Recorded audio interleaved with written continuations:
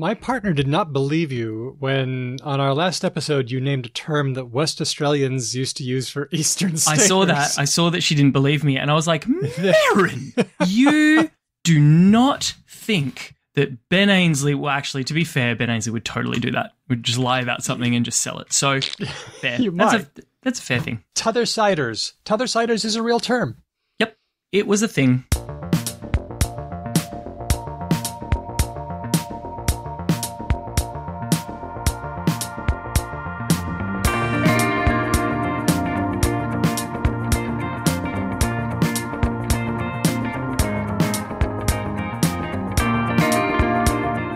Hello and welcome to Because Language, a show about linguistics, the science of language. I'm Daniel Midgley. And with me now, the man who, just like me, got his dream job and found out that it kind of sucked. So now he's here doing this with me. It's Ben Ainsley. Welcome to Daniel and Ben presents We Couldn't Do Other Things, so here we are. It's called Choices. Today's show's called Choices. Two white guys and mediocrity. The show. We always fail upward. Yeah.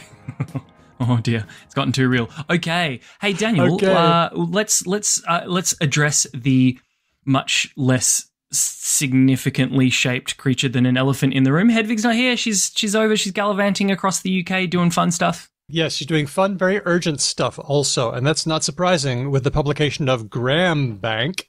Ooh. You've heard of Gram Bank? Been hearing a lot about it? This is her work. It's a massive new database about grammatical structures in many, many languages. You know, we've often looked at WALS, the World Atlas of Linguistic Structures, and that is wonderful, and that is still going on, but Gram Bank in many ways supersedes it. We're going to find out from Hedvig about how it works and what it is, but the short version is you can find out, hey, what languages around the world have an inclusive we and an exclusive we? What languages mark gender on their pronouns, and so on and so forth. So, look, don't ever tell her I said this, but it turns out she might actually be, like, good at this stuff. I think she might be a big deal. She's the first author.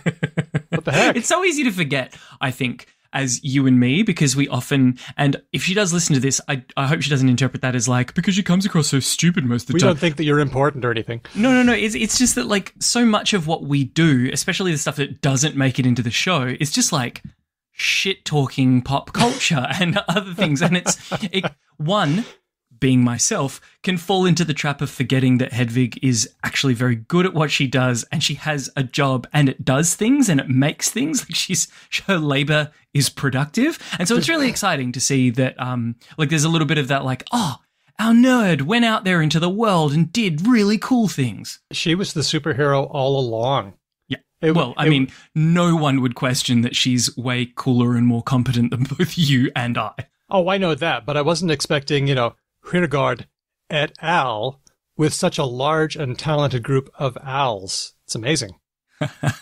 Well, we look forward to having her back on the next show. Hopefully soon we're going to actually be able to dig fully into her project, which I'm sure she will find horrendously uncomfortable to be the topic in her own podcast. But before we get to that, shall we do a show and find out what's been going on in the world of linguistics in the week gone past? Hang on, we're totally not ready for that bit yet. Oh, God, what do you have now? Also, later on, I'm going to be talking to Jack Grieve about his new book, The Language of Fake News. That is very exciting. It is exciting, and yet, in some ways, fake news seems like a weird topic or like an old topic. Like, it really takes me back. I don't want to be that guy, but I feel like with all of the AIs doing the stuff, like, surely this stuff is going to be getting super mega ultra turbocharged now. That is what I thought, and I'm looking forward to asking him about that. How would you spot fake news, or how do you spot fake news in your life, Ben? Well, I mean, look, credit to people who buy into fake news or like to defend the people that we might look at and think of as like stupid idiots for a second.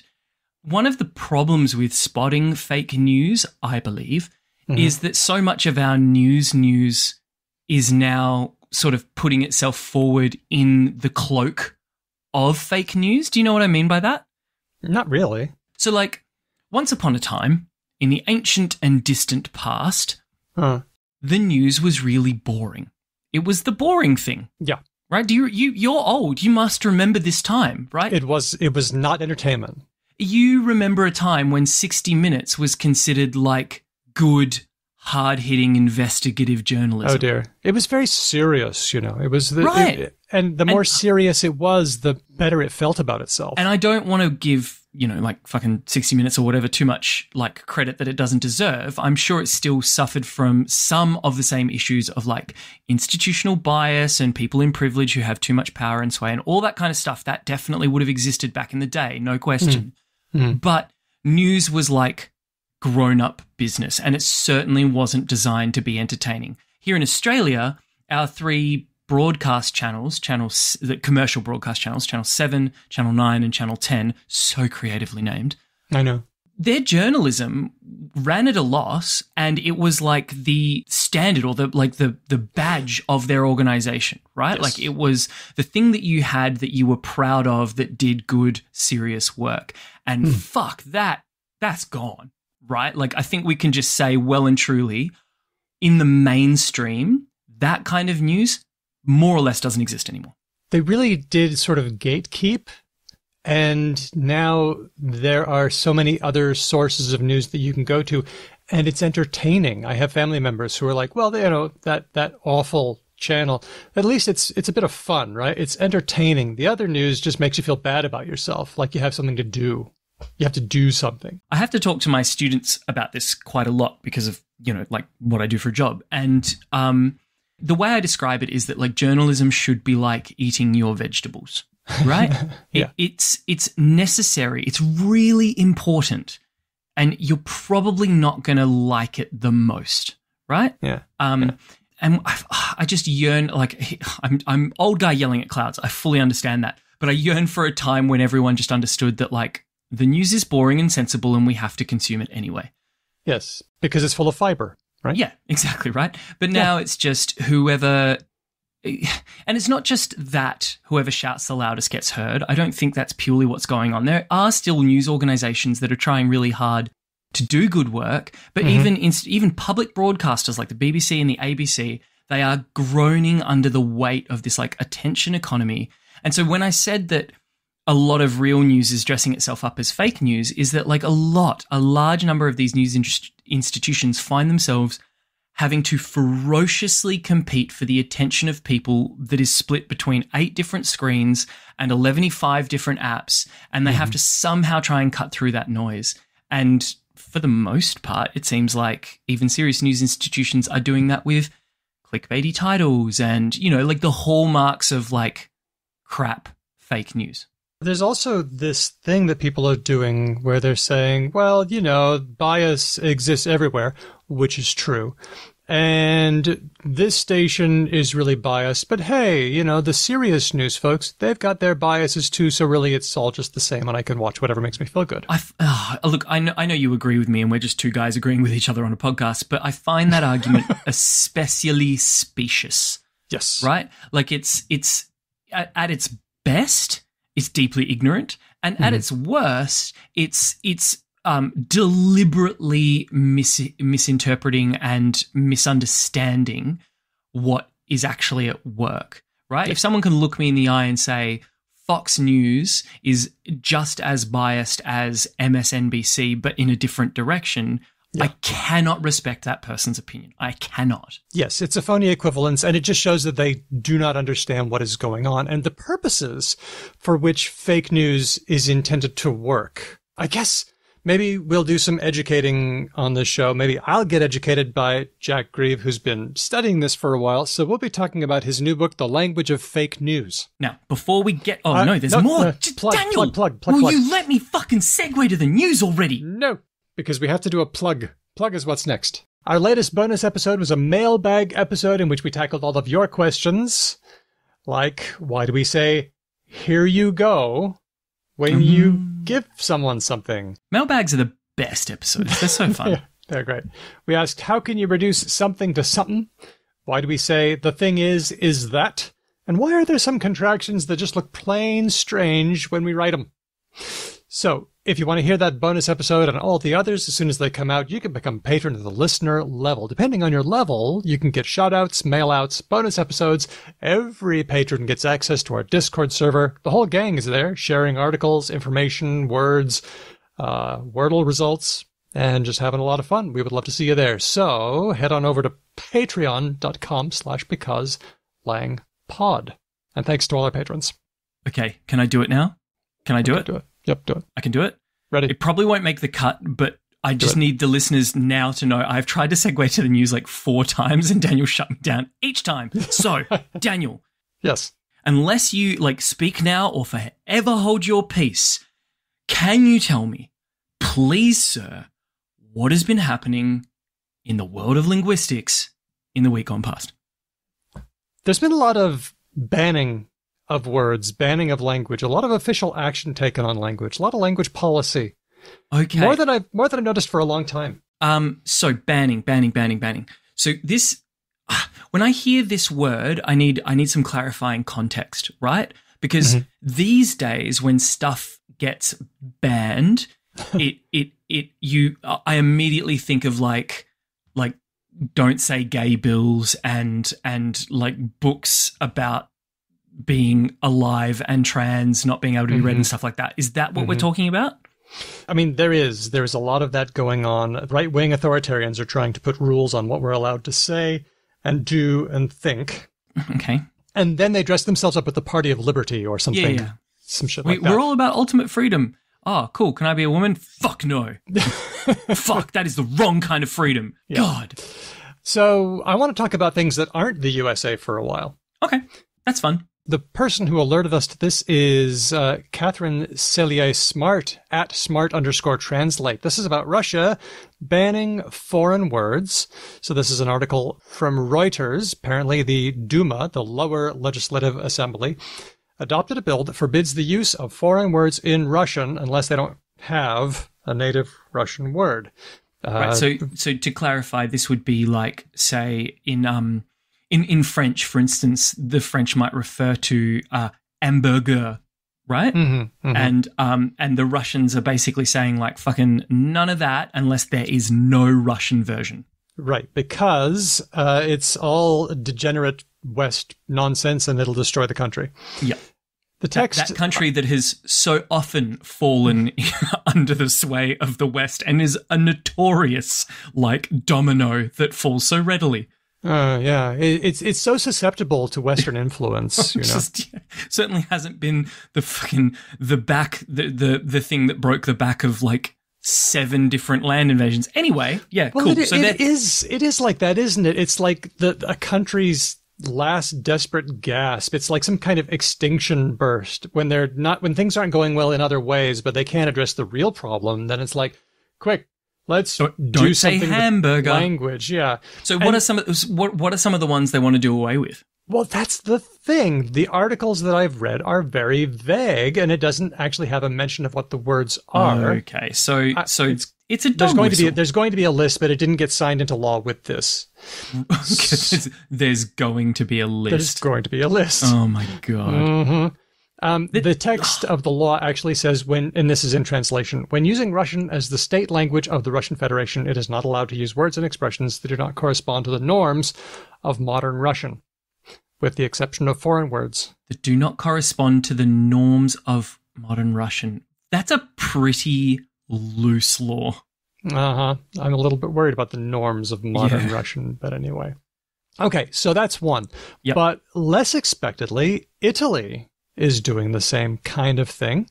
This one was suggested by Diego and also Andy from Logophilius, who says, I'm sure this is already on your news radar for the show, but I just wanted to make sure it got to y'all. Right-wing politicians in Italy are trying to enact legal punishments for mispronouncing Italian words or using non-Italian languages in official documents. Mispronouncing words? In official documents, yes. So let's talk about mispronouncing. I hope the tourists are aware of this because, damn, we do some bad work when we go there. How do you say the bread that's been brushed with butter? Actually, you know what? No, I can do this. I'm so uncool. I don't even know if that's right. That's focaccia. Not that thing. Oh, Oh, why? Were you worried that people would say focaccia or something? I don't know. No. As in, like, I thought that's the thing you were referring to. No, I'm referring to the thing that starts out with brush. Oh. Panna de casa? The word is BRUSCHETTA. How would you say that word? Sorry. Bruschetta. Okay. Now, do you have any strong feels about that? Because you're saying I will be flabbergasted if I am pronouncing that correctly. No, that's actually the way that an Italian speaker would do it. And in fact, Bruschetta. Sometimes people get on other people's case for saying bruschetta. Right? Because it looks like bruschetta to me, but anyway. And I will be completely honest. I am utterly convinced there have been many instances in my life where I've said bruschetta instead of bruschetta. Yeah, me too. CNN has reported, and I don't know if this just originates with them or goes back to the original law, but CNN has reported that pronouncing, for example, bruschetta as bruschetta will get you in trouble to the tune of probably about 100,000 euros, which is about the same amount of US dollars, in official communications. Oh, okay. So, like, if you were to release, if you were to pronounce it in official. So first of all, it can't be printed, obviously, right? So it has to be some sort of broadcast. Yes. And if a broadcaster says it wrong. What? That's so stupid. This is new legislation introduced by Prime Minister Giorgia Meloni's Brothers of Italy party. I'm gonna. Can I guess? Doesn't Daniel, raise any red flags there. Can I just, even before I heard the name of the party, I would have guessed, is this a sort of fervently right-leaning organization politically? Well, yes, it is, Ben. How did you know? Because it seems like, and I would love to actually talk to, or maybe read some books on this, like, why the fuck does the right keep doing this? Why? Like, when has the left ever gone, you better pronounce the words right? I guess the right would probably say something like, oh, well, you all say that we can't say, like, the R word anymore, and you all say we can't say the N word, or something like that. Like, maybe that's their version of this. It's the censorious left. But you've got to remember that every accusation is an admission, right? Project. Yeah, like any good narcissist. Like, I don't know of any lefty person. The closest thing I can think of is when Hawaii decided to try rewriting laws so that the word Oriental was replaced with Asian or something like that. Okay. That's linguistic change, though. Yep. Like, and this seems. Yeah. I guess the Russian thing is like, don't use foreign words is also kind of a version of linguistic. I just wonder, like, don't they ever get tired of being on the wrong side of history? Yeah, they're on the wrong side of language change. I mean, this is a typical response for a government in crisis that refuses to face real problems and decides to invent imaginary ones so that people will like. So that their base will, instead of going, hey, the cost of living has gone up by like 600%, will be like, it is bruschetta. I'm glad you're moving on this. Exactly. Also in Italian legislation, banning lab meat. Oh, okay. So this comes back. We've mentioned this on the show a couple of times. So basically there is a new suite of meat products that are meat, but that have been made from a non-animal source. That are actually from an animal source, like in vitro meat, the kind that you like growing steak in big sheets. Yes. Sorry. What I meant by that is no living animal was first born and then killed to acquire said meat. Yes. And so I'm guessing this is kind of similar to the whole, like, you can't call it dairy, you can't call it milk, it's got to be nut fluid, you can't call it champagne if it's from the Champagne region. They're trying to protect their meat production. I just think it's interesting how often the meat issue and the naming of meat issue just go right together. I'm counting the number of times. So this is another one. Okay, let's go on to the next one. Ukraine. Oh, okay. What are they banning? President Zelensky has signed a law. This one's from the New York Times. You can read the whole article on our website, becauselanguage.com. Signed a law that does two things. Number one, bans Russian place names. Oh. Place names that, quote, perpetuate, promote, or symbolize the occupying state or its notable, memorable, historical, and cultural places, cities, dates, events. And, quote, its figures who carried out military aggression against Ukraine. So they're pulling down statues of Catherine the Great, pulling down Russian icons and things. Right. And number 2, makes knowledge of Ukrainian language and history a requirement for citizenship. Oh. Making a knowledge of Ukrainian language and history a requirement for citizenship. Now, Daniel, how how au fait are you with the linguistic situation in Ukraine? I know that about 1 in 3 people in Ukraine, however you define it, speaks Russian. Right, but does 1 in 1 people speak Ukrainian? No, the Wikipedia page has it down as 94%. Okay. But there is a shift. It's very interesting, actually. It seems that a lot of people who are outraged by Russian aggression are shifting away from Russian toward Ukrainian as a way of resistance or defiance. So that's going on. That certainly isn't surprising. I've got to be honest, I am a little bit surprised at the sort of the level of what Zelensky's trying to do here. If a third of your country speaks a language, like I don't think that third of the country are all like sort of guerrilla warfare, terrorist insurgents. It's a lot. That's a lot of your population. That's a lot of people. And there's a reason why it's a lot, because Russians have been shipped in so that then they vote for Russian practices. And there has been... Look, I have no doubt of that. Yep. But the last thing I want to sound like is any kind of Russian apologist, because I'm not. No. What it makes me think of is Finland. Finland? Right? Yes. So Swedish is an official language in Finland. Okay. And it's not because the Swedes are next door and they like coming a lot and the Finns thought, oh, this will be nice. It is. Finland was hundreds of years ago a colony of Sweden. Since then, Swedish has been a minority language within Finland, but it is definitely a language that is like first language in the homes of the people who speak it and all that kind of stuff. Yep.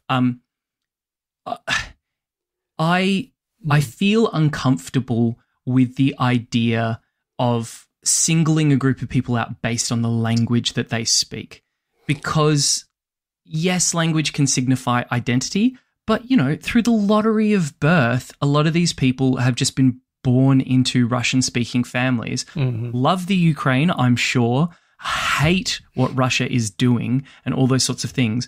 And I don't know, it's complex, I suppose, is what I'm trying to say. And I don't love the idea of language policing, broadly speaking. I would be freaking out if Australia did this. Okay. Like, right. I understand what's going on. Yeah. And I am not a party to this, and it's not up to me, and I don't have any skin in the game, and I know that. But, I mean, we did a story, didn't we, when MP Alan Tudge was trying to make English a requirement, like an IELTS score of 6 to become a citizen, and he only got 3 tries. I was pounding the table. I really, I mean, quite literally. Look, I think this is an opportunity where Zelensky or like whatever, Ukrainian leader is going to be in power at whatever point, can turn around and say, in this country, we speak Russian, we speak Ukrainian, we are one people, and what we will not tolerate, no matter what language anyone speaks, is coming into our country and trying to take what is ours. This is our land, no matter what language you speak. You can speak Nigerian for all I care. And in the Ukraine, or not that they would say not in Ukraine. The Ukraine. No, in Ukraine. Thank you. We are us. Yeah. And that is independent of the language we speak. And it doesn't mean we should ignore our history, but it also doesn't mean we should try and homogenize ourselves to something that we're not, right? Just as, like you said, just as if Australians tried to do it, we would be like, I don't fucking think so. Yeah, well, okay, so let's look at the difference and why I'm a little more comfortable with Zelensky doing this than, say, Alan Tudge. Number one, the presence of Russian language and Russian history are being taken by Russia as a justification for their aggression. Okay, so that's number one. And number two, when in Australia you get people saying, hey, those people, we need to make English the official language and, we need to taper down support for people who don't speak English. That's like white people imagining that those foreigners are trying to come in and invade. But in the case of Ukraine, those foreigners they have come really are trying to come in and invade. Look, like I said, neither of us have skin in the game, and we should probably just move on. The sort of my final thought on the matter is that's fine, and I totally get that, except for the fact that a third of the country spoke Russian even before Russia started shipping people into like Crimea and all that sort of thing, right? Like, how long a lens do you want to take? Because I'm pretty sure at 50 years, 100 years, 150 years, 200 years, Ukraine had a pretty decent chunk of Russian speakers in there. And that's longer than Australia's been a country. Yep. We have to remember that this is, once again, a natural response to aggression. Yes. In peacetime, it is regrettable. There are factors that might make it understandable, and I attempt to understand. Yes. Okay. Let's go on to our next one. This one was suggested by Aristemo about the word Latinx. So I've always wondered, so Latinx, not Latinx. Okay. Now, do you know how ignorant I am about this topic and how much I should probably shut up? I don't know.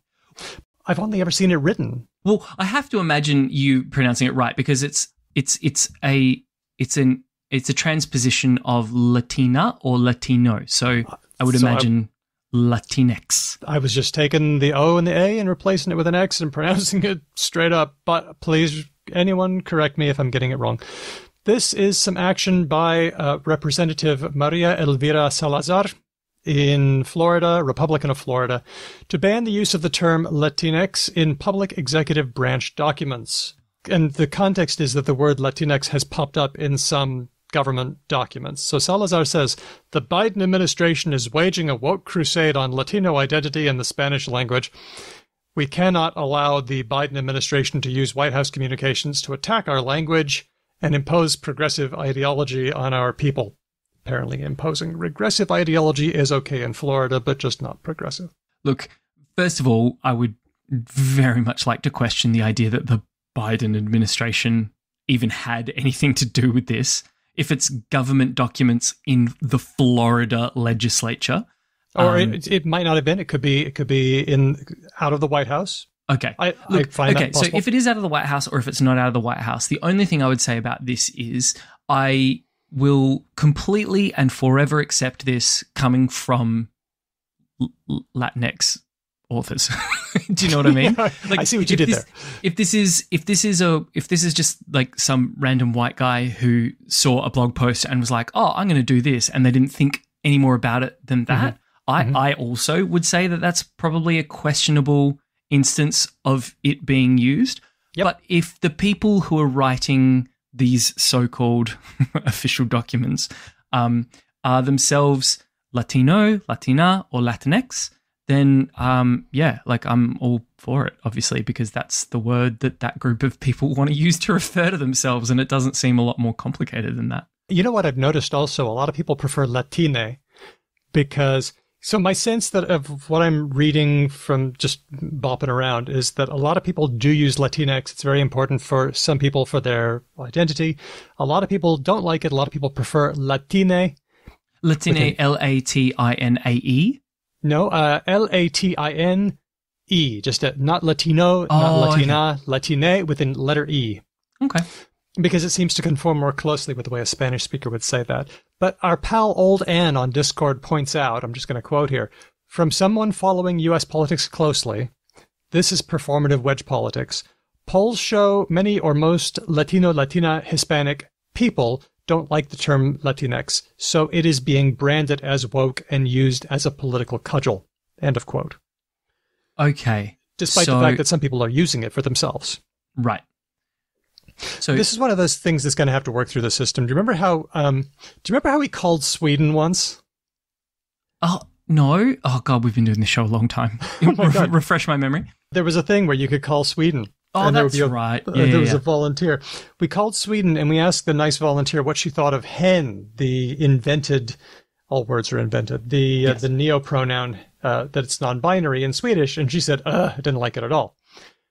But I know a few Swedish people, 7 or 8 years later, who did feel that way, and now they either don't care or they've become enthusiastic users. So these things work through the system. Words duke it out. They'll get through it. And look, maybe in the sort of in the sausage factory of linguistic churn, Latinx will fall away because it's kind of people in that community find it kind of clumsy and a bit sort of blocky, and it doesn't flow, and it's not very nice to say. Yeah. This is all just me hypothesizing. I don't believe those things necessarily. And Latine might be the thing that like settles in as the sort of genderless pronoun. Yeah, maybe. And cool, like great. Yeah, we're interested in what our listeners have to say. So if you have any input on any of this, let me just finish up by saying, I've never seen it like this. I haven't seen it this much for a long time. A lot of language policy around fear of an external factor, sometimes for good reasons, sometimes for bad reasons. But I just feel like banning words is so chuggy. I mean, oh no, Daniel, Daniel. No, but that's what this word was invented for. It's just blah. I don't know if you're aware of this, Daniel, but by saying that, you mark yourself as chuggy. I know. I'm self-chugging. Okay. I'm a self-chugging linguist. It's true. Can I share with you for just a moment, and this might make it onto the show and it might not. Okay. I over the last sort of like, I'm going to say 5 or 6 years, I have had to grieve the death of my old sort of teaching self, who was young enough to be able to sort of semi-authentically relate to high schoolers. Yes. And unfortunately, and this is not me doing like performative Grumpy Ben stuff. This is just like genuine, real talk vulnerability Ben. I'm now genuinely sort of, like I'm nearly 40. I have properly moved out of the phase of my life where I can authentically relate to the young people in that way. Which I don't think that means like I'm a terrible teacher now or anything, but it just means, so by way of illustrating this, the other day I was talking about how different groups of people can be materialistic in different ways, and I referenced that farmers in Australia can be really, really materialistic around a brand called R.M. Williams, where jeans and boots and hats and stuff can cost like hundreds and hundreds of dollars. And a lot of the kids in the class looked at me kind of funny, and I said, well, like for farmers, this is their Supreme or their Yeezys or something. And the looks these kids gave me. What? You're saying that was what? My impression as well. So I you're don't know saying this. What, Daniel? Because you too are old and irrelevant, because both Supreme and Yeezys are like fucking yesterday's news, bro. Oh, yeah, okay. Both those things are like, they're like chuggy. They're really dated things, and when we say them, we just out ourselves as deeply uncool human beings. I thought you were going to say something like that R.M. Williams was like the new on-trend or something. No. So just but yeah, for our listeners' sake, at least here in WA, the more relevant brands now for young people that I could have used would be something like Butter. Thank you. There you go. Wow. Okay. And I don't mean Butter, the condiment. I mean, there is a clothing streetwear brand called Butter. Yeah, I can't believe the kids are wearing butter these days. Oh, I don't. What's it all coming to? Bloody hell, mate. I'm not prepared for it. Have we got a final news story? Let's finish up with Australia's fastest growing language. Take a guess, Ben. What's Australia's fastest growing language? It's the fastest growing. It's racing up the charts. It's now at number 5, according to our last census. But what is it? The fastest growing language is now at number 5. Okay, so let's work our way down the list. English is obviously... We got English at number 1. Number 1. I'll give you that one. Okay. Second would be, I'm going to go with Mandarin. Correct. Okay. Third, we're getting into migrant populations now, Vietnamese. That's number 4. Oh, okay. So between Mandarin... Sorry, I got to say, that's Mandarin. I'm excluding English from this list. Excludes English. Okay, so Mandarin is number 1 then. Number 1. Vietnamese is number 3. 3. Gotcha. Okay, so between Mandarin and Vietnamese is either going to be Italian or Greek. I'm going to go with Italian. And no. Oh no. Okay. Arabic. Number 2. Very good. Okay. And number 4? Okay, number 4. You're doing really well. I'm guessing it was neither Italian nor Greek because you would have given it to me. So, correct. It's definitely not going to be Spanish. It's an Asian language. Okay. It's not going to be Japanese. No. It's not going to be Thai. Oh, hang on. Is it Cantonese? It is Cantonese. Oh, Damn, there we Ben. go. You're a freaking for a genius. second, I was doing the dumb white boy thing of thinking that all the languages in China were kind of the same, which is stupid because they're not. Because they're not. Okay, I so don't know number if I would five. do as well as you had. So number 5. Number 5. It's kind of out of left field. Okay. This language is the 5th most commonly spoken language at home other than English. It's, no, don't give it away. Okay. Jeez, Daniel, Gosh, come on. Number 5, racing up the charts. I'll give you the country if you want. No, don't you dare. You'll still don't have want one your to choose guimes. from. Okay. Are you trying to get out of here, Daniel? Are you looking at the clock? Is that what's going You got on a drink here? catch? No. Okay, 10 seconds or less. I'm gonna go with Osa. No, good try. It's a language of, here's the country. It's a language of India, but it's not Hindi. Okay, Urdu. Nope. Oh, Telugu? Nope. Bengali. Nope. Oh, It's tough. Punjabi. Correct. Oh, It is Punjabi. Wow. Yeah. It's more popular in Australia than it is in India. Oh, but hang on though.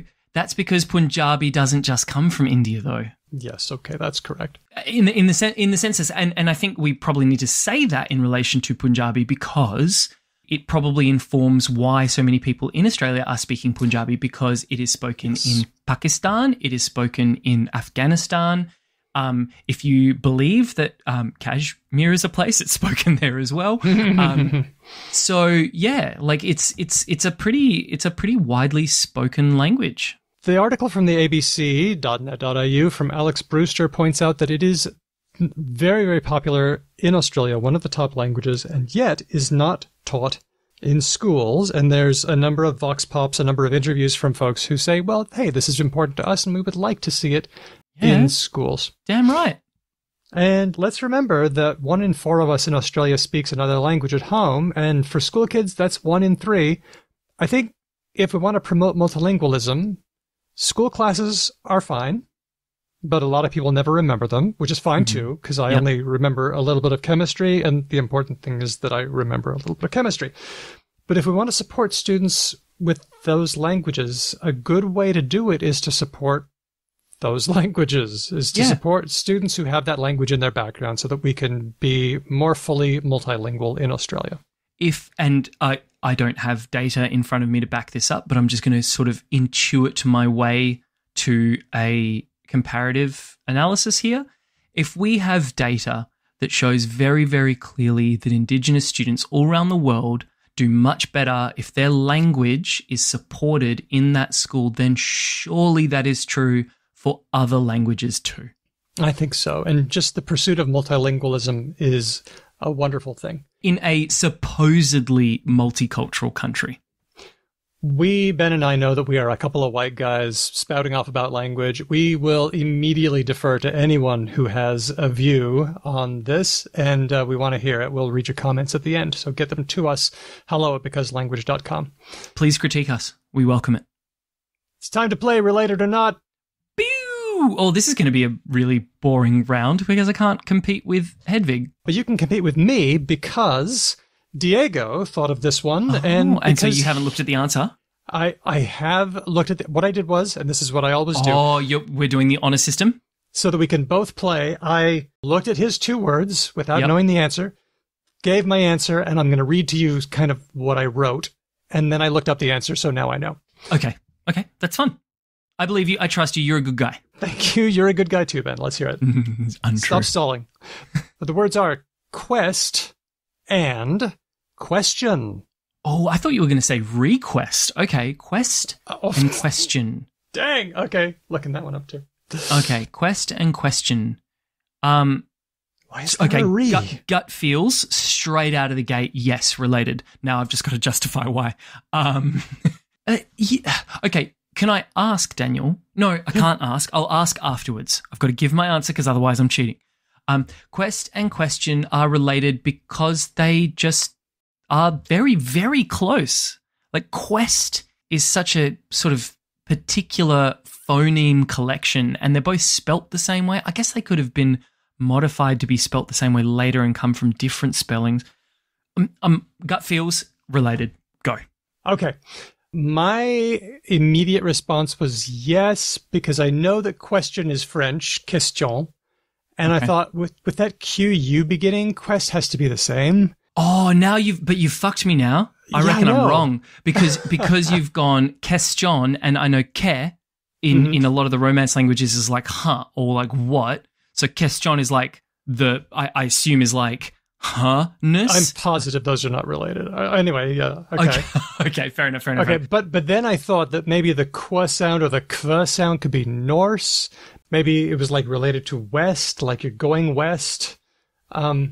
But then I couldn't think of any actual words that were qua or kva. So now I'm back to thinking yes. Okay, so my answer was yes, they are related. And? They are related. Oh, good. We both get a point. Yay. And Hedvig just inherently doesn't because boo. There's one abstention. So here's the story. There was once a Latin word quarere, which meant to ask or to seek, which sounds a lot like query, doesn't it? Yes. And when you turn it into a noun, it became quaestio, an act of seeking. And by the 1300s, we had question. But while that was going on, quaerere was moving on in a different form. It turned into medieval Latin questa, which was a search or an inquiry. Probably when you're hunting, especially, that was your quest. It turned to Old French quest. By the way, it probably was pronounced with a qu sound because we see it spelled QW in English. Oh. And then by the 1300s, we had quest. So quest and question are related. And by the way, I did just look it up, and request is related to quest and question. The re is simply again. There we go. Yay. We weren't right for the right reasons, but we were right. And that's all that matters. If you would like to sponsor an episode by sponsoring the game related or not, you're welcome to tender a request. Ask us a question about it. And if your product doesn't suck and we don't hate you, then we will entertain your quest. So big thanks to Diego for giving us the game.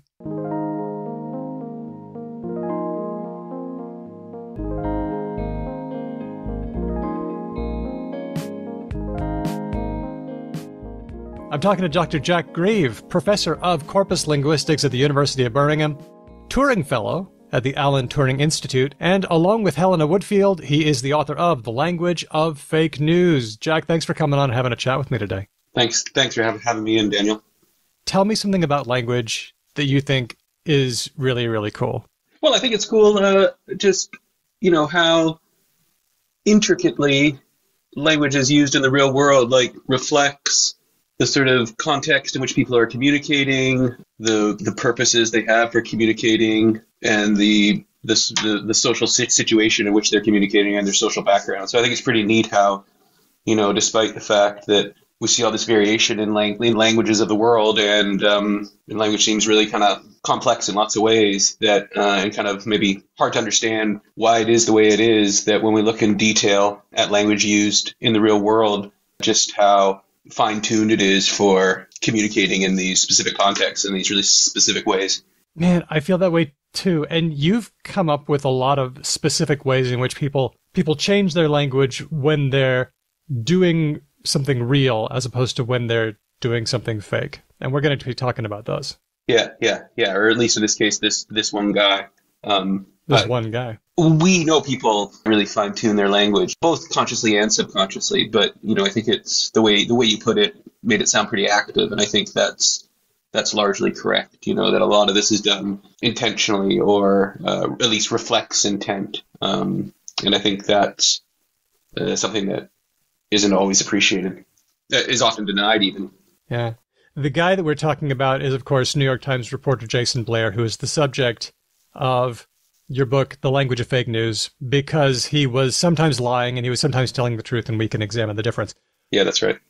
Before we get to him, this is something that I said to Ben at the top of the show. We first became aware of fake news right around 2015, 2016. Yeah. The phrase, anyway, because it first described like news that wasn't real, intended to deceive. But then there was an orange guy who said fake news is, whatever I don't agree with or whatever I want to ignore. Yeah. And that was a long time ago. That was like eight 7 or 8 years ago. Yeah, yeah. And what I said to Ben was, I feel like this is a bit nostalgic. I feel like this is something that we were focused on for a while. Are we still focusing on fake news?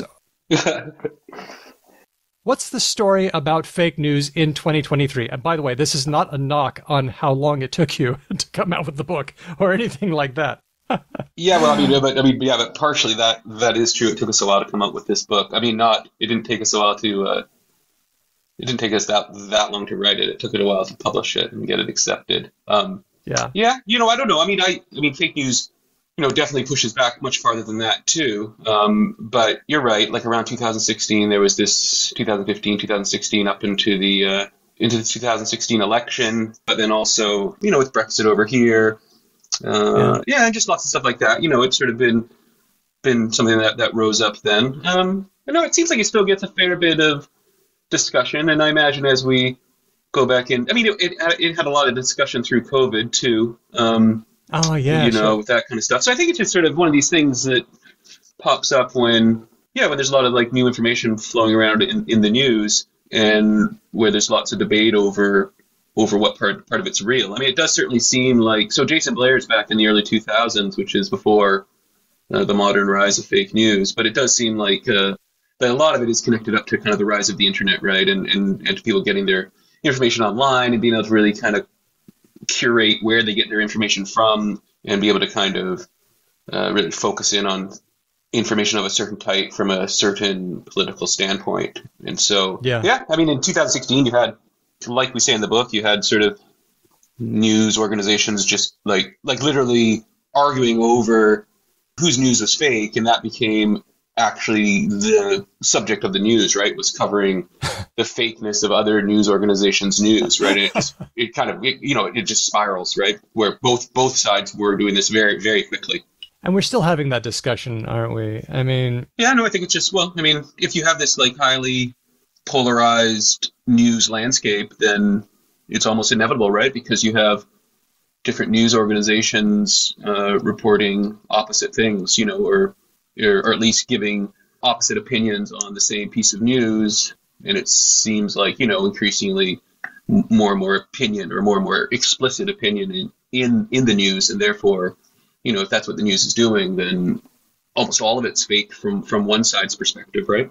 Yeah, so that discussion is still going on. At the same time, I don't want to both sides this. Like on one side, okay, so I was thinking about, how can we tell if something is fake news? And I thought, I'll friggin' tell you how I know something's fake news. If it comes from this outlet or that outlet or that outlet. Yeah, sure. But then, I would assume that, almost to be a good purveyor of fake news, you need to, share some real news too, right? Like you sort of undermine your own, even with a dedicated listener base. If you do it too much, I think over time that will really erode away any confidence anyone has in you. I mean, maybe that's not totally true, but I think you say that. Well, or at least maybe not your most dedicated listeners, but you still, I think any kind of at least pretending to be legitimate news source will need to share real news. And in some sense it might also often be easier to share real news too, right? Like you can just sort of take the news that's out there, don't need to concoct anything. Yeah, you're right. And, because reality is complex and because you can highlight certain aspects of the news, like sometimes it's not this news outlet is wrong and that news outlet is wrong. And by excluding 3 of them, I can get to 80%. Sometimes it's about stance. Like I don't know what a 15-minute city is. All right. I don't know what that is, but I have seen some really terrible weirdos get very angry about it. And I'm waiting for the day when I have to find out what it is, what a 15-minute city is. But I just know that if somebody is super negative on it, I kind of know that I can avoid them. Or is that being super close-minded of me? No, I don't. I don't know what a 15-minute city is, but I think I take your point. Yeah, no, I think that's what we do, right? And like if somebody, like in your daily life is lying to you all the time, then you stop listening to anything they say, right? You just sort of. Right. I think that's fair enough. I think that's the kind of thing that we all do, and that, is probably the main way to combat deception in the news media is to just all of us individually to really be careful and to read these things carefully and to, to make broader calls about the overall news organization. But that said, I think probably in lots of, say, biased news media organizations, which I guess is all of them, but like heavily biased news media organizations, that you do have to be careful that, I mean, you can certainly, as an individual consumer of news, just like tune it all out because you just think that the percentage of real news in there is too low. But on the other hand, if you're trying to like detect actual instances of fake news, or like you're judging this new news organization or something like this, then it is important to try to like disentangle what is real from what is fake, right? I think that is pretty important, and I think that's really tricky if we're just writing off whole news organizations. I mean, that's fair enough as a consumer of news, but not as a way of like finding instances of fake news. In fact, that probably gives you a pretty bad signal. Okay, well, so in your approach, you've taken a linguistic approach, and in fact, this sentence comes from the book. Fake news is fundamentally a linguistic phenomenon, and its analysis should therefore be grounded in linguistic theory. Yeah. That's an interesting view, and I would just like to interrogate that a little bit, because we're talking about source and we're talking about stance, but what led you to the conclusion that this is fundamentally linguistic, and therefore that we can use linguistic techniques to detect it, analyze it? What got you there?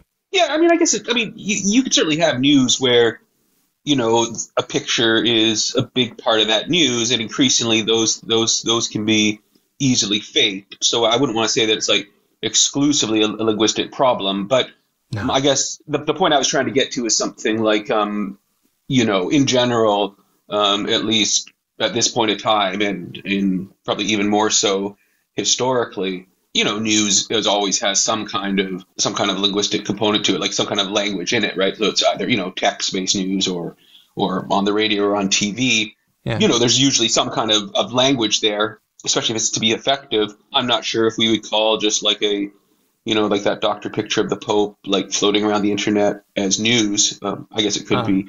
But in general, there is like a textual component so that we can. So once there is a textual component, or a spoken component or a signed component, whatever, then at that point, then we should be able to analyze that.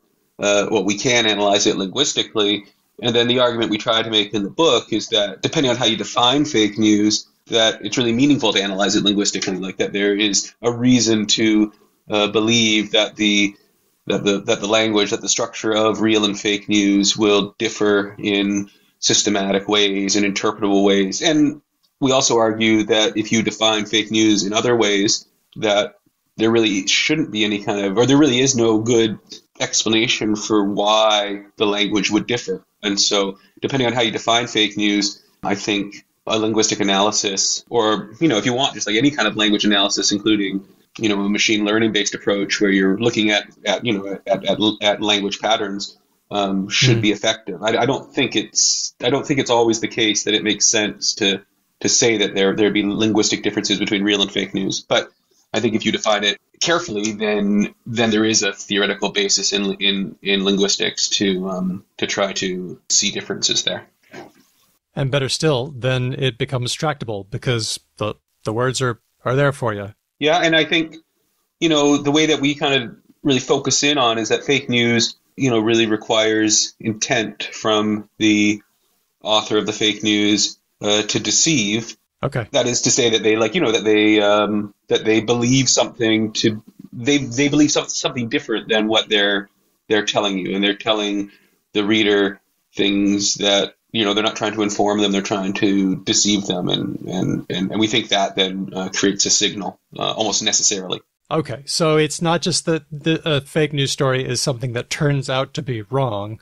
It's something that the transmitter believes to be wrong, but they do it anyway for their own purposes. Well, I think you can define fake news in different ways, and certainly people have, and I'm not saying that, say, someone who fact checks an article and finds out that it is untrue, that we shouldn't call that fake news.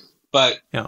I don't think there's much reason to suspect that alone would result in some kind of linguistic signal or some variation in linguistic structure that should let us know that it's fake news, right? Like that's what we're trying to make. Like someone else can, fake news is a big concept, and we can certainly include just like any kind of false news in there, any kind of news that turns out to be untrue.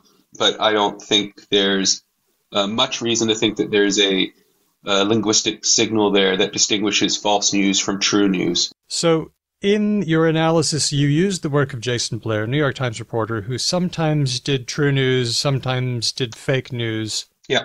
Do you want to walk me through just the circumstances surrounding? I don't want you to, give away the entire book. Yeah, no, I'm not worried about giving it away. I mean, it's a, I mean, so it's a good story. It was back from the early 2000s. Jason Blair was a really young reporter at the New York Times.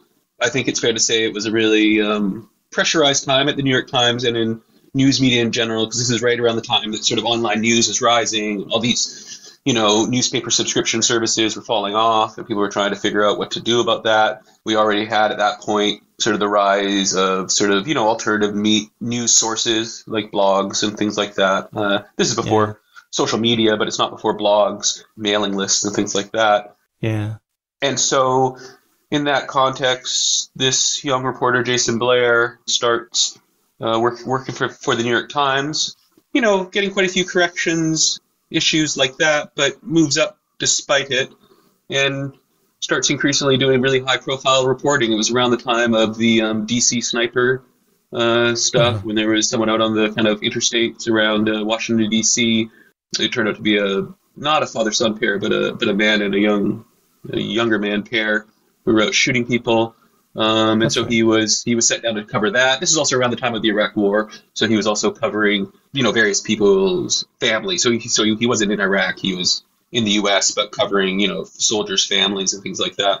Okay. Yeah. So that's basically what he was doing, and he was just out supposedly reporting across the Northeast on these two stories. And at some point, someone he once worked with, someone who once interned at the New York Times with him, who was a reporter in San Antonio, noticed that he had essentially plagiarized her story, was giving these sort of details about a military family whose son had gone missing in Iraq, and was sort of, she noticed that it was describing the same inside of the house and stuff like this. And I think there was also then some errors in there as well, if I recall. Like they were giving both information that was in that story, but also unimportant information that the reporter knew was untrue.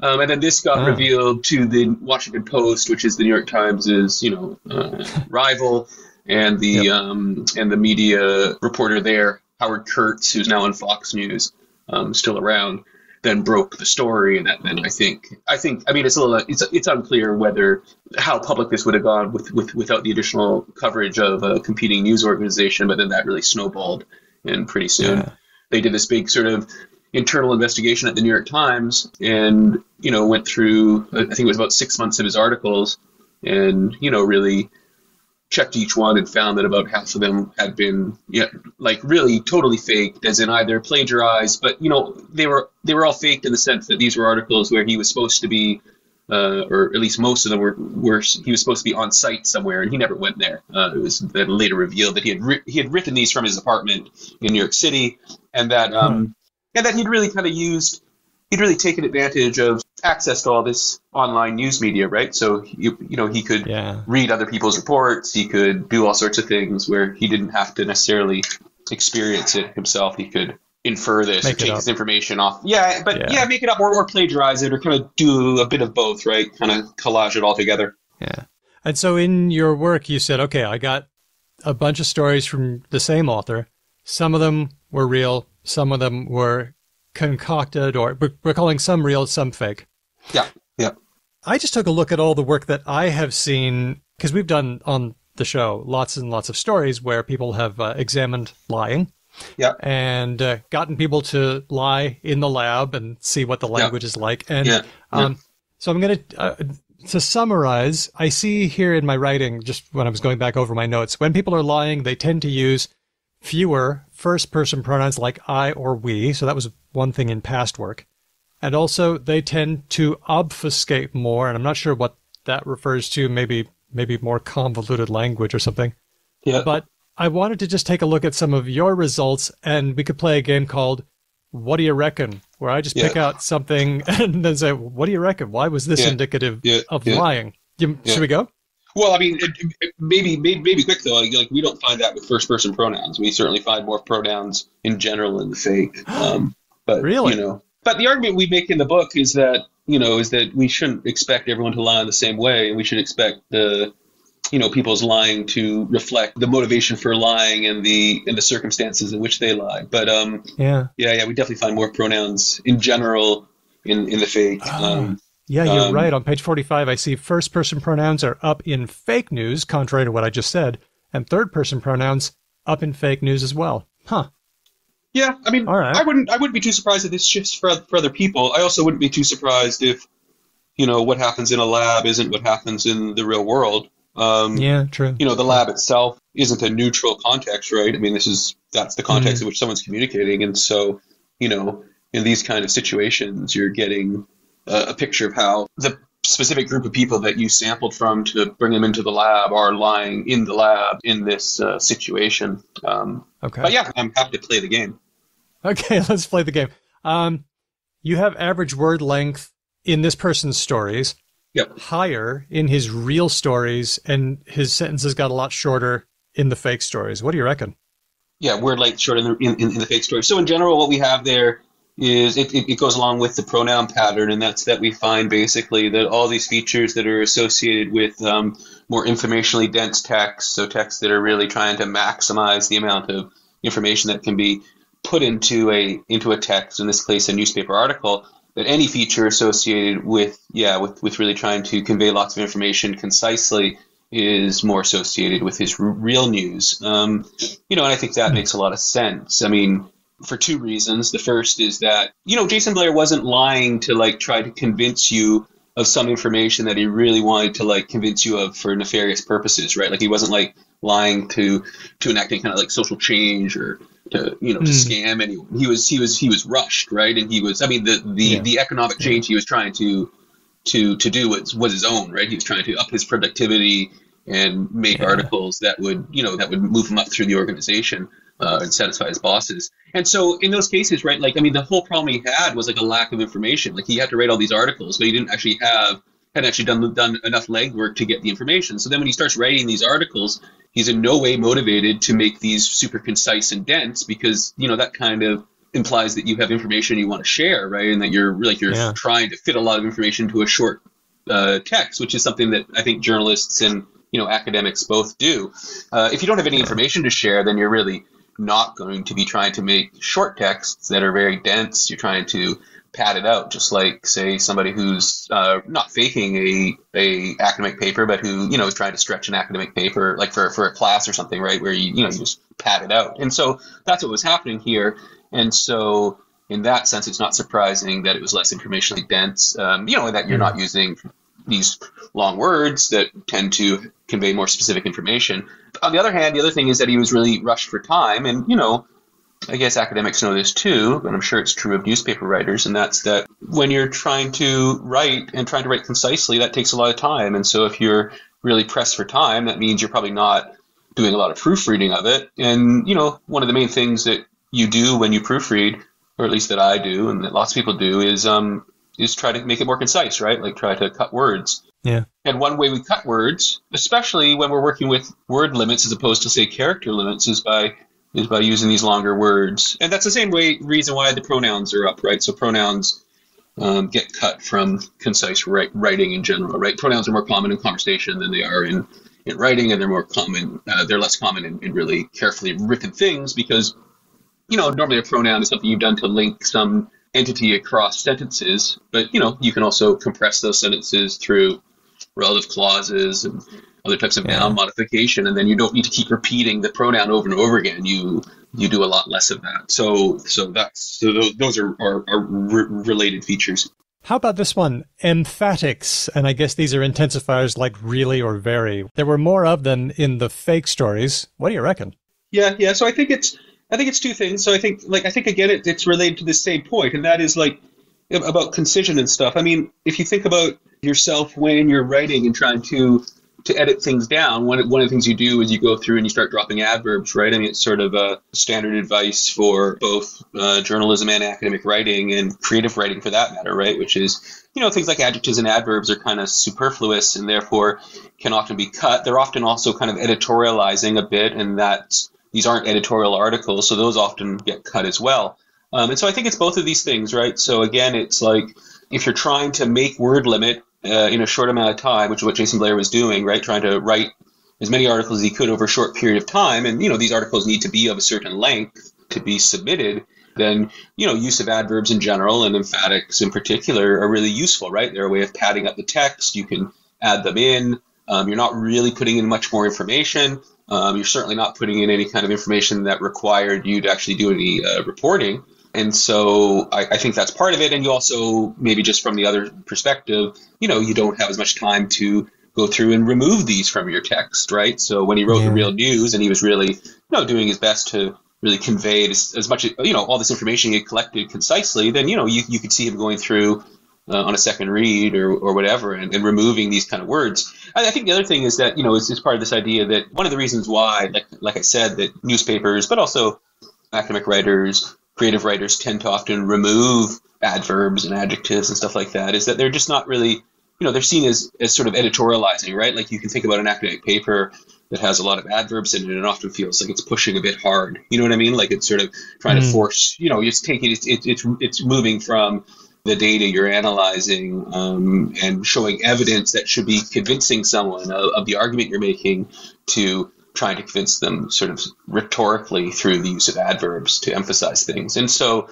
that's also, I think, happening there too. That is that he slips a bit into more of an editorializing or into an opinionated column style. And that's a bit of a tell, right? Because it's not an informative article, although it's presented as one. It's in some ways, it's also not really an opinion article either. But I think it's sort of that sort of bit of style creep there where he's reflecting this sort of lack of conviction or lack of confidence in what he's writing and sort of showing that this is kind of at best opinion. It's like when somebody uses the word obviously in a paper and it's like, right. I'll decide if that's obvious or not. Thank you exactly. Right. Yeah. And that person, it's obviously easier to say obviously than it is to try to concisely present more information that would help make the case. And often there is no more information to help make that case. And so I think that's happening in all of these contexts. You can really feel the time pressure. Like as things go on, the clock keeps going. He's trying to keep things moving. He's running out of time. He's getting a lot of pressure. And this really comes out in the language. Yeah, exactly right. And I mean, it was a known problem at the time at the New York Times. I think like I said, it was really, I think the kind of atmosphere in the newsroom was notoriously pressurized at the time.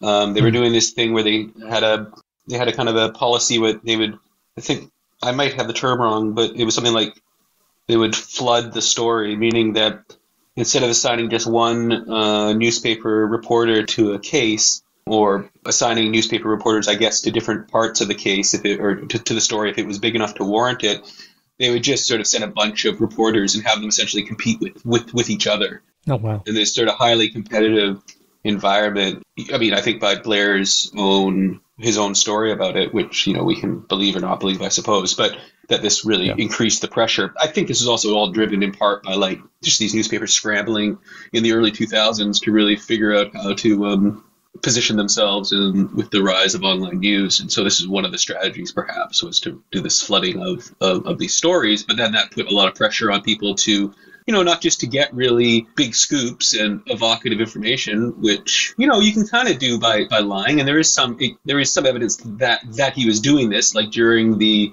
DC sniper trial that he was covering. He at one point said something like that, because of some kind of issue with the way they were interrogating the suspects, that they had blown that one of them was about to admit that they had done it and something happened there, and that was disputed by the FBI at the time. So that was, I think, a case where they're trying to kind of build a more exciting story. But the other way is just to write them really quickly, right? Like, I mean, if you're just writing these stories quicker than your competitors, your colleagues, then they're more likely to get picked up, right, and make the front page. And so, so there was just this real pressure to move quickly, and I think that's reflected across these features, actually. And this pressure on newsrooms at the time is part of the story of fake news as well, because here they are having to compete with this new thing, the internet and online news. And some people were monetizing it better and some people were monetizing it worse. But it used to be that the New York Times and all these newspapers were the gatekeepers. There were publishers who would decide what was getting published. And suddenly everybody could publish. Everybody. And so then what happened was anybody with an agenda and enough time could put out a story that would work. And, you know, there's that saying that a lie can go halfway around the world before the truth has got its boots on. And this is the thing about misinformation, about disinformation, in the way you define it in the book, is that being willing to lie is an enormous advantage in the information marketplace. Yeah, that's a good point. With truth, you've got to be careful. It takes time to build it up. But if you're just willing to lie, you can make any number of lies. And if one gets caught, you've got plenty more. They're very cheap. They're easy to construct. You can get them out fast, so you control the narrative. And a lot of people just believe them anyway. So people are bad at thinking critically about stuff that they already believe. So there's a whole thing going on. Yeah. I mean, I think there's different types of lies. I think some lies must take a really long time to construct. But you know what I mean? Like, I think it really depends on what the purpose of the lie is. Like, if you're really, I think that sometimes truth is easier than lies. I mean, we all kind of know this, right? Like, if you tell the truth, then you don't get caught. Like, you know what I mean? Like, you don't have to keep all your lies in your head, right? And you can, like, you know, that's kind of, you know, we've probably all had that situation where you tell a lie for some reason, and then later on you don't remember the lie you told, and gets revealed. I mean, this happens all the time. But I think you're right. You know, like, I think in Jason Blair's case that was certainly right, and that's what's happening here. That for him it was easier to lie about just kind of mostly, I don't know, maybe I shouldn't say this, but, you know, often innocuous kind of things, right? Like lying about. Like, one of the examples we have there is he's lying about the view from the patio of a family he's interviewing whose daughter was captured in Iraq. And he's saying, well, you know, look at the tobacco fields out here. And, you know, in that case, you know, it was in Kentucky or something, so tobacco fields make sense. But there were no tobacco fields there.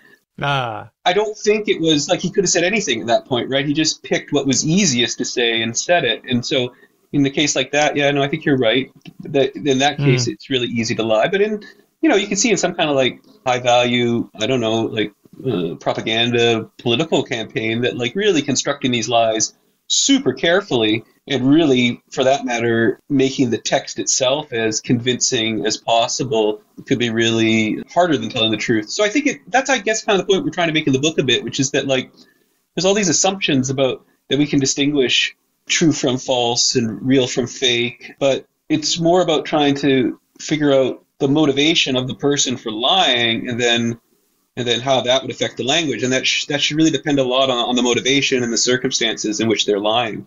Yeah. Now, fake news detection seems to require a lot of text to make it work, like in the work you discuss in the book. Can we scale this down to smaller things like a tweet so that we would be able to detect disinformation as a tweet? I remember you did some work once with shorter texts, notably the Bixby letter. Yeah. Was the letter to Mrs. Bixby done by Abraham Lincoln or by his assistant, John Hay? Yeah. Can we do this with shorter texts? Yeah, I mean, I think, you know, the problem with short text, right, is that you just get less information that you can work with, right? So, you know, like the kind of patterns that you were discussing there, like, you know, emphatics or pronouns or average word length. Like, I mean, I guess average word length is a good example, right? Like you have, I don't know, a 4-text tweet where one of the words is, you know, 15 characters long, then you would, based on that, not do a very good job of estimating the that person's real, like, kind of population average. You know what I mean? Like, so you know, maybe they have an average of 3.5 characters per word, but then, you know, if you have a four word tweet where one of the words is 15 characters long, then, you know, that's really gonna up the average and make it a pretty meaningless measure. So that's the real problem with these shorter texts, right? Is that you really break down in terms of what you can kind of measure there in a meaningful way. But I think there is stuff you can do with short text. I mean, the Bixby letter was one that we worked on that was a pretty short text, but it wasn't tweet short. It was like 100 and 38 words or something, if I recall. Actually, Yeah. I never thought about it that way, but there was a certain level of deception in there, right? Because it wasn't written by Abraham Lincoln, but it was supposedly written by Abraham Lincoln. Yeah. But no, the other one we did was a little while ago was one with Isabel Clark, who was a PhD student here under my supervision. She's now up at Lancaster, and we did a study on Donald Trump's tweets on the lead up to the 2016 election, and there we took. Analyzing tweets is tricky often. You often combine tweets, right? Like, say you take all the tweets, if you have tweets from Canada and tweets from America, then you can make comparisons across, large numbers of tweets. And I don't think there's anything wrong with that. But when you're working on an individual tweet level, it gets a little trickier, right? Because they are so short. Yeah. But in that case, what we did was we analyzed Trump's tweets, or the tweets from the Trump account. I think it was over about a 10-year period. I think he was there in 2008, and we ran it up to 2018 or something like that. And so we had, I don't know what it was, tens of thousands of tweets and over 100,000 tweets. I don't remember the detail.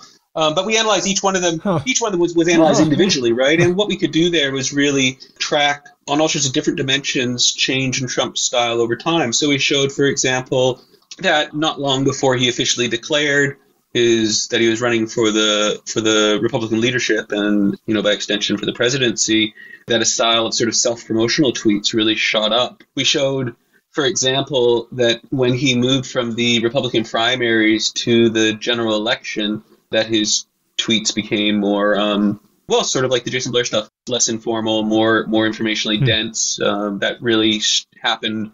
There was a real inflection point that happened there right when he was when it was clear that he was going to win the Republican primary. And then at that point, his style shifted somewhat, presumably to kind of pivot towards the general election and try to attract independents through kind of less informal tweeting. And then also, like, for example, when the Access Hollywood tape came out, right, was thought to likely sink him at the time. This is about a month before the actual election.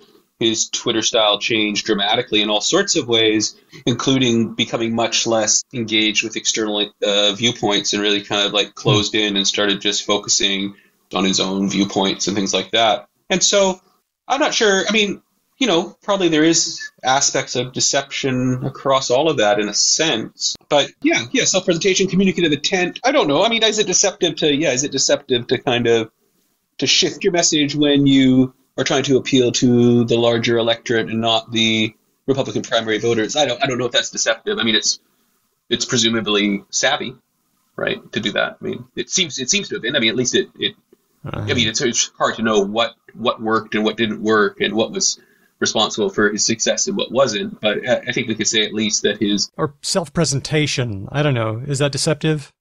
Was that the style in which he tweeted and how it changed over time appears to have been motivated and at least didn't stop him from winning the primary and then the general election.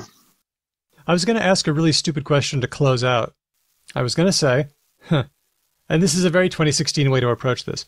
What tips do you have for people who are trying to avoid fake news? And I realize that's a terrible question, because if you care about avoiding fake news, you're probably fine. People who are susceptible to fake news don't care about avoiding it. They devour it. We just found out from the Dominion lawsuit against Fox News that the people at Fox News knew they were lying to their viewers, but they couldn't just report things to them because they had a whole bunch of angry viewers who insisted that the network lie to them. They didn't want to hear anything about Arizona going for Biden in 2020. Yeah. So I guess my question is, when people insist that they be lied to, how can we make people care about what's true? Yeah. Okay, that's another terrible question. Well, I know. I mean, I guess one thing we think is important about this book, right, is that this is like unlike almost all fake news research you read, and I think, I alluded earlier to the fact this wasn't like the easiest thing to publish. This is fake news in the New York Times, right? So it's actually, at least within kind of like a mainstream perspective, it's on the other side from Fox News, right? I mean, there's obviously a lot to the left of the New York Times and a lot to the right of Fox News, And it's often on this periphery that fake news research focuses, and to an extent for good reason, right? Because there's clearly a lot of fake news coming out of the sort of fringes of the news media. But at the same time, like, this is the New York Times, right? And this is certainly not the most consequential piece of news that at least turned out to be untrue, whether it was purposeful or not. I mean, we know Blair was purposely deceiving people, but this is the same time as the New York Times was reporting that there was weapons of mass destruction in Iraq, right? Yeah. And so, that's really consequential fake news. That's arguably the most consequential piece of fake news in our lifetimes, as in it led to really sustained and long war that we're probably still feeling the effects of. And so, I mean, in some sense, this is an academic book, so to most academics, we probably all are pretty aware of fake news in the fringes and fake news in the right wing for sure. And we're not trying to in any way say that's not there. I mean, it's definitely there, and certainly online news makes this much worse in many ways. But this is really highlighting that there is fake news in the mainstream news, and it's only a theory, right? But the theory is in part that, at least in the case of Jason Blair, that this was reflecting the pressures of this changing news media landscape. So, I think what we should do is probably be skeptical of all news, which is, a really long-standing view in applied linguistics and discourse analysis and critical discourse analysis. I mean, critical discourse analysis has been around for a long time. I think we're in that tradition here, if not exactly using the same methodologies. But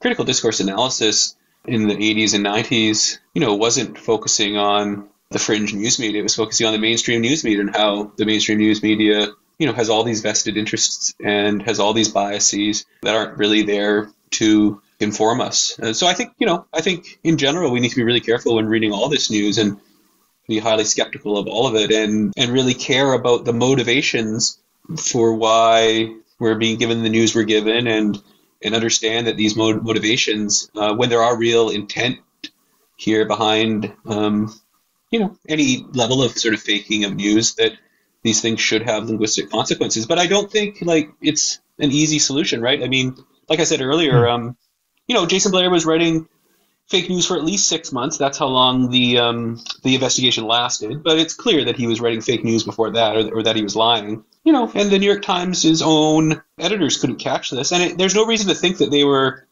they wanted to let it go or they turned a blind eye. I mean, like I said, they were flooding these stories, right? They had lots of reporters. It wasn't like they were, it isn't like it's hard for the New York Times to find reporters. They could have got other people. They obviously didn't benefit from the scandal. And there's not even a good motivation here for them to want to do it. I mean, one might think that in the case of the Iraq War and coverage there, that they were somehow motivated to, for political pressure or whatever, to lie or to not fully investigate something or to, whatever happened there. But there's no reason to think that they were in any way wanting Jason Blair to make up a story about going to West Virginia. They just wanted to go to West Virginia and cover it, right? And yet they couldn't spot this, right, themselves. And you would think they would be highly motivated to spot it. And these are, professional writers, professional editors, people who know a lot more about journalism and about writing than the vast majority of people, maybe pretty much everyone in the world, right? And they couldn't spot it. So I think it's actually kind of bleak, right?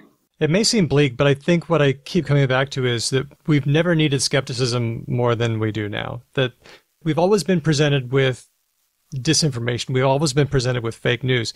We're going to keep getting it. The answer, I think, is more skepticism and not less. Yeah, definitely. More skepticism, but I think many of us become more skeptical of information found online or certainly generated by large language models, just because of the massive amount of discussion that's been on exactly this. The book is The Language of Fake News, available from Cambridge University Press. It is open source, so you can read it right now. There's going to be a link on our website, becauselanguage.com. I've been talking to Dr. Jack Grieve. Jack, how can people find out what you're up to? You can find me on Twitter, or you can find my website online. Just type in my name, Jack Grieve. We always got lots of stuff going on, so we post it all on Twitter and we post it online. All right. Well, hey, thanks, Jack, for talking with us today. This has been really fun. Thanks, Daniel.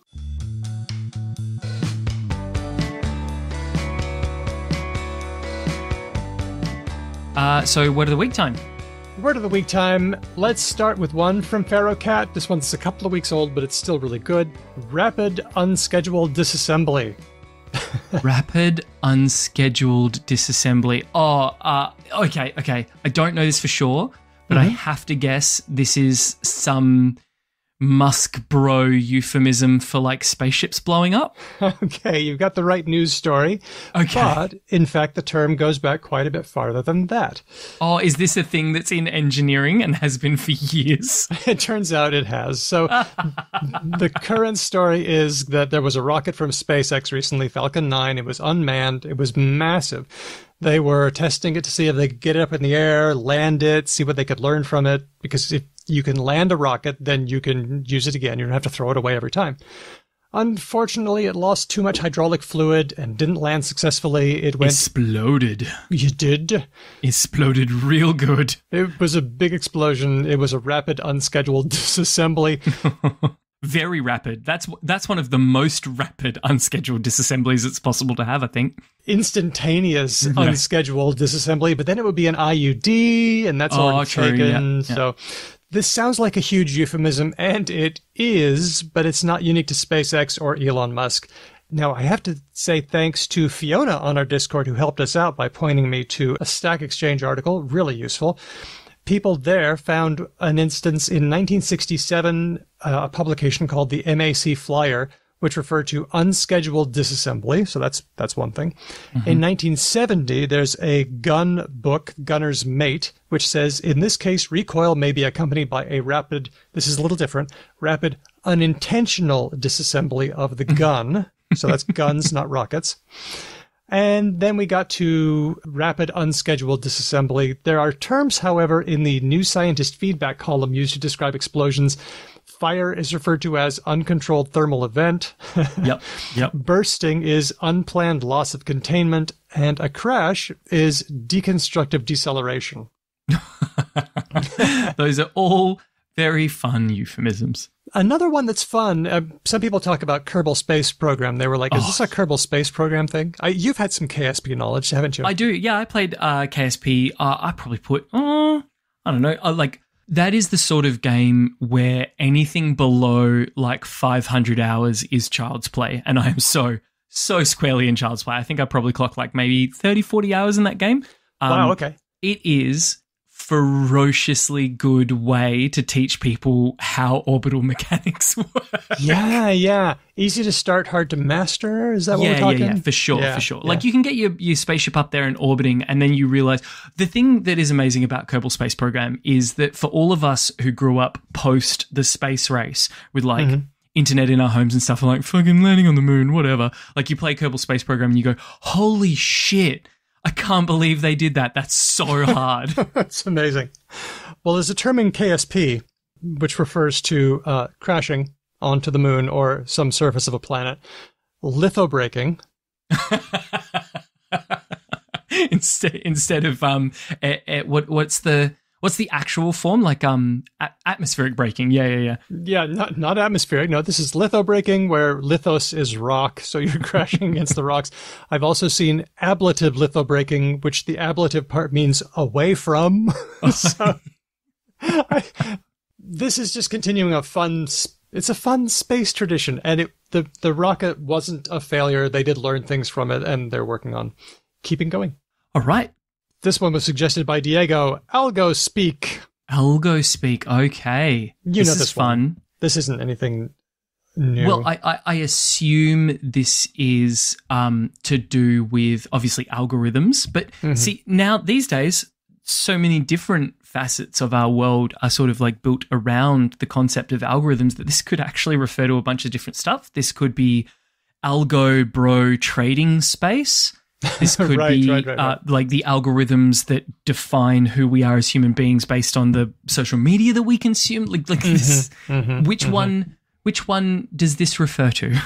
So this is the one that we used to call Voldemorting. You say something different, you construct some kind of slang because you don't there's a number of reasons why you might use algo speak. It's because maybe you're saying something illegal in LGBT hostile areas. Sorry. Okay. I think I know what this is. This is like in TikTok, you say unalive instead of kill. Very good example. Instead of suicide. Or you might say grape instead of rape.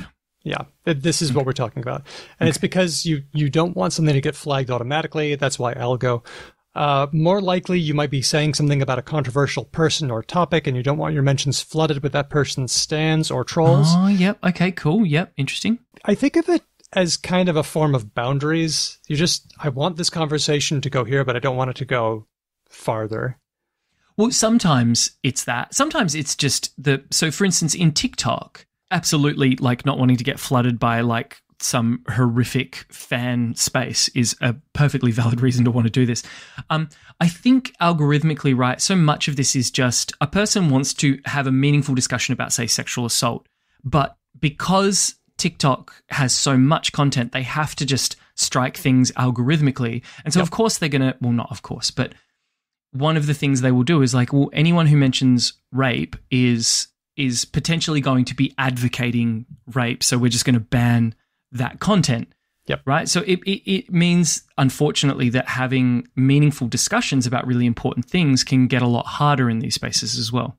And so they have to be coded a certain way so that it doesn't get searchable.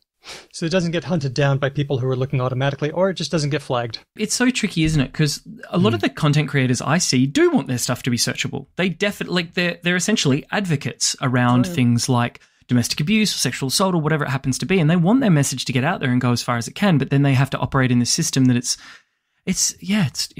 a tricky space. So there's different use cases around this stuff. Hey? So algo speak is one of those. And just to be clear, I am absolutely not advocating that all of these places just turn all the switches off and just go, okay, we won't have any like algorithmic monitoring, whatever, because that would be terrible.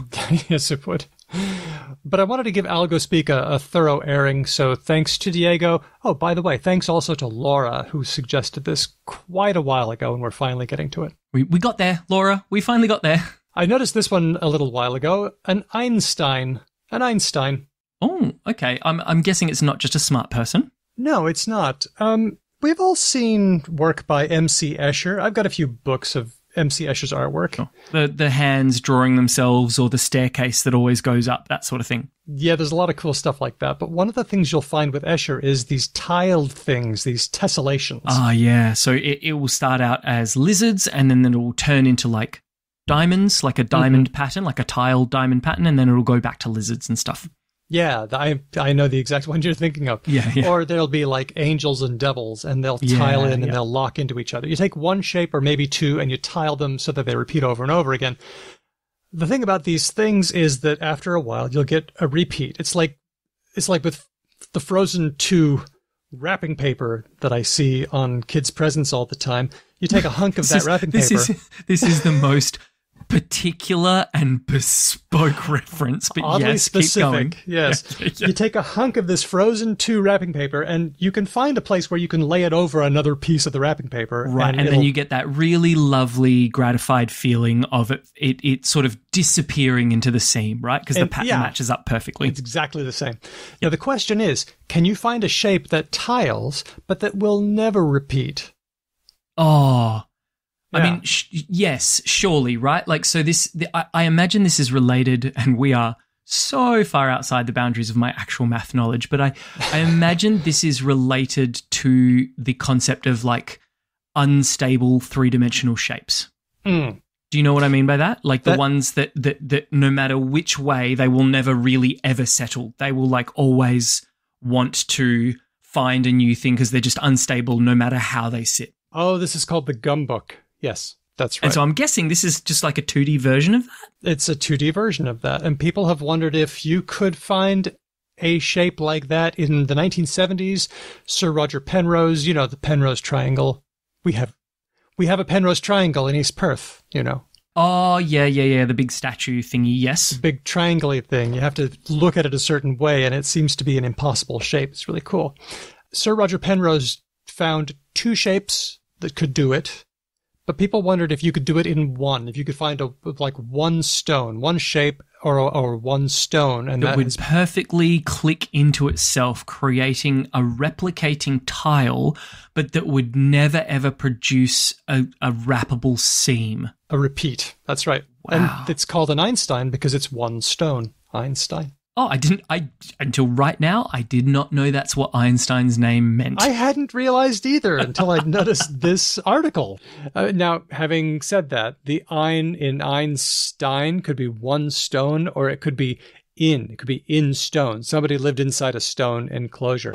Wow, okay. Anyway, there you go. The article comes from the New York Times, and it's about one David Smith, a self-described shape hobbyist of Bridlington in East Yorkshire, who has done the work and found, along with the help of some mathematicians who proved it was so, an Einstein. The first one. Okay, cool. Did it in one. Did it in one. This poor guy has probably sat in his garage for years, and you're just like, did it in one.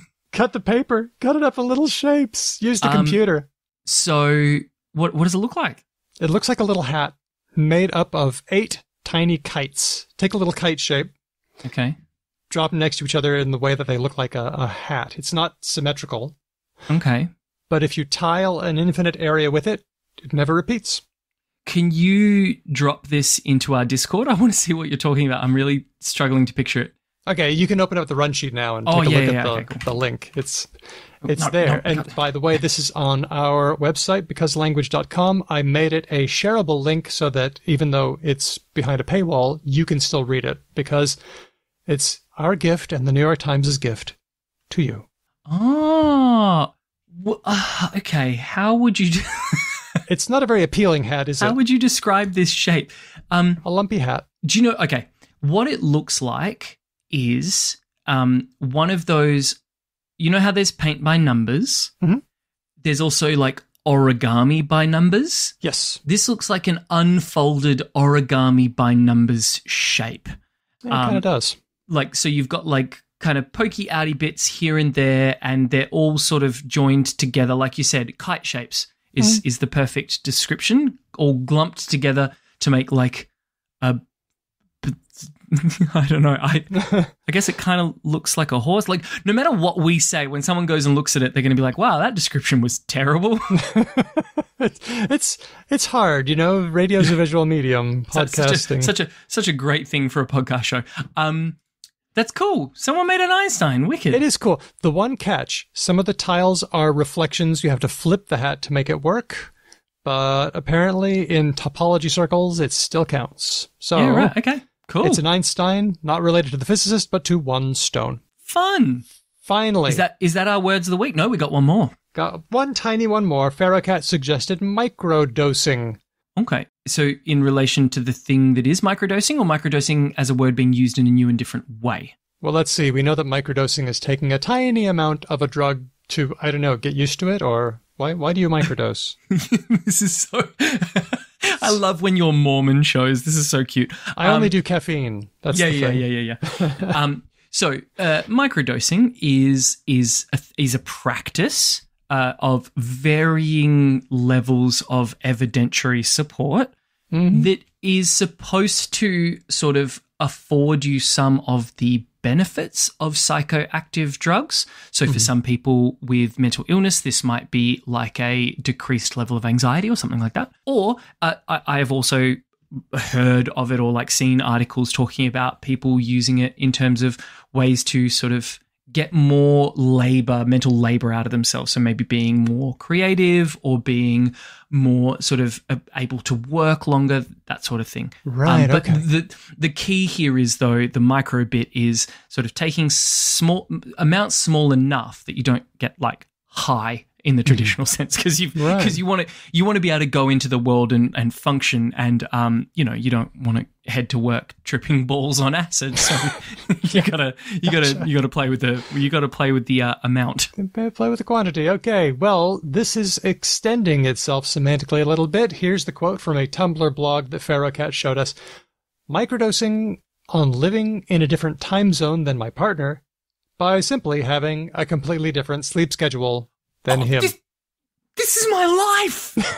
Are you microdosing time zones? I am thoroughly microdosing time zones. My partner is an inveterate night owl, and I am a infuriating early riser, and we basically exist in different worlds.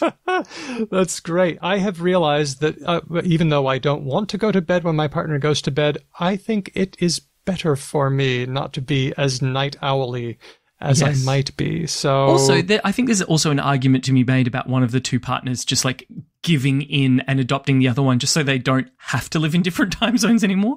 Yeah. But this microdosing usage seems to be something like doing something as with microdosing a drug, doing something a little bit, doing it incrementally just to give you some kind of effect. Microdosing. There we go. So, rapid unscheduled disassembly, algo speak, Einstein, and microdosing are words of the week. Let's get a comment from Franco via email, hello@becauselanguage.com, about the weird contractions that we use all the time, but that we never see in print. And when you see them in print, you go, oh, no, don't care for that at all. Franco says, here are a couple of fun contractions to add to the list you shared in the latest bonus episode. She'd of. Ooh, that's a good one. She would have. It's got 2 apostrophes. Yep. She'd have. And a favorite in the southern U.S., y'all'd of. Oh, that is tasty. Yeah. That is. What are we? Hang on. Y'all'd of. I'm doing a mental count here. That's 3 apostrophes. Yes, it is. You all would have. And wow. you can go farther. And we did play with this a little bit. This is not the first appearance of Yaldov on the show. I remember it during the Talk the Talk years. You can go back and search for that on our website, talkthetalkpodcast.com. Yaldov, what a great one. Franco says, gotta love the South's solution to the lack of a plural U in English. Y'all and yous. Yous is not obviously from the American South. No, it's more northern, isn't it? But it's stigmatized in a way that y'all really isn't. A big thanks to Dr. Jack Grieve for the chat about his work. Thanks to everybody who gave us ideas for the show. Lots of you, aren't there? Thanks to the team from Speech Docs who transcribes all the words, our patrons who support the show and keep us going. And thanks to you, Ben, for joining me today. Oh, stop it. Hey, if you are listening and you like the show, you can do some things other than just listen to us. You can send us ideas and feedback. We build a lot of the show off the labour of our listeners. You can follow us on Because Lang Pod on all of the social spaces. You can leave us a message with SpeakPipe where you can actually literally leave us an actual vocal message and we'll play it on the show. You can send us an email, hello@becauselanguage.com. You can tell a friend about us. The very coolest thing anyone can do is tell a friend about a good podcast they enjoy. And of course, you can become a patron. You'll get bonus episodes like the mailbag episode that we just did, which are really, really fun. You can hang out with us on Discord, which is also really, really fun. And when I say us, I don't just mean me, Daniel, and Hedvig. I mean the whole Discord listenership patron space. We've got some really cool fans in there, and you could also be a really cool fan in there. And if you become a patron, you're making it possible for Speech Docs to make transcripts of our shows and try and render the nonsense that I say readable and searchable. Speech Docs? Speech Docs. Real talk for a second. Docs. I'm sorry. I'm just so sorry for all of the me that you've had to transcribe. You're doing the Lord's work. Thank you so much. They like it. You know, they liked your word from last time. Hey, you know what, Ben? What? I would like to give a shout out to our top patrons, so I'm going to do it. All of them. All the top ones. Here we go. Istin, Termi, Elias, Matt, Whitney, Helen, Jack, Ferrocat, Lord Mortis, Grammar Yen, Larry, Christopher, Andy, James, Nigel, Meredith, Kate, Nasrin, Joanna, Aisha, Steele, Margaret, Manu, Roger, Rianne, Colleen, Ignacio, Sonic, Snedgehog, Kevin, Jeff, Andy from Logophilius, Stan, Kathy, Rosh, Cheyenne, Felicity, Amir, The Canny Archer, Tim, Alyssa, Chris, Laurie, Angry Balls, the balls of anger, and our newest patrons at the listener level, Carla, and at the friend level, Sam and Tig. Thanks once again to all of our great patrons. Our theme music has been written and performed by Drew Koplyanov, who's a member of Ryan Bino and Obsidian's Bible. Thanks. Do you want to say this part together? Because Hedvig's not here. Okay. 1, 2, 3. Thanks for listening. Oh, we'll catch. I don't think we'll be able to do it with the. We'll try again. Okay. Okay. 3, Thanks for 2. I'm going to count us in, Daniel. Are you ready? Yep. 3, 2, 1. Thanks for listening. We'll catch you next time because language. That was fucking terrible. That was worth it. That was so bad. Okay. Well, that was good. Finishing on a strong note. Love that for us. Yep.